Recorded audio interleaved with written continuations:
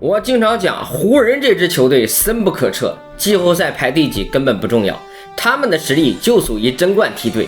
今天主场迎战西部第二的森林狼，再次展现了无与伦比的统治力。詹姆斯16投10中，轻松砍下29分8板9助攻，浓眉更是炸裂，狂砍27分25板5助攻7抢断3盖帽。你别说唐斯戈贝尔不在，就今天浓眉这个状态，谁来谁挨打。这就是詹梅盖世无双的统治力。去年一路黑漆，图雄灭勇的威势犹在昨日。若是季后赛伤病席4节也能回归，放眼整个 NBA 将无惧任何球队。具体到这场比赛，湖人前3节可以说玩的是猫鼠游戏，松松垮垮就跟森林狼打了个5-5开，3节打完就送给对方18个失误。森林狼嗷嗷打快攻，光是利用失误得分就整整拿到了26分。可是第4节一上来，湖人态度一紧，马上打了对手一个12-2，瞬间领先了8分。说真的，从芬奇的身上我看出点哈姆的影子，那小暂停往兜里一揣，只等留着下盏，没被打的鼻青脸肿就不知道喊停，然后暂停叫了。但是湖人的势已经彻底挡不住了，回来继续痛扁森林狼。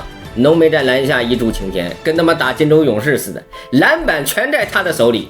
不过森林狼的球员毕竟比金州后卫天团能跳，盖帽也是刷得飞起。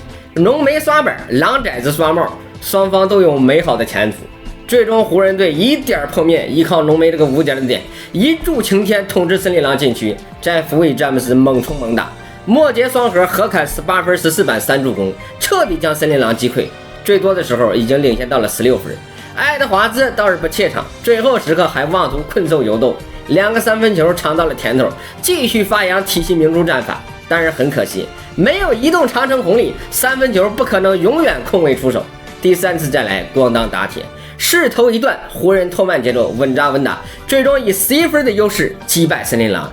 这就是湖人队强大的统治力，这就是无解的詹梅双核，经此一役，掘金被送到了第2，太阳也可以松一口气。湖人距离杀进西部前8只剩区1个胜场差。尽管今天是星期一，但美好依然不期而至，一如刚刚过去的美妙周末，令人陶醉。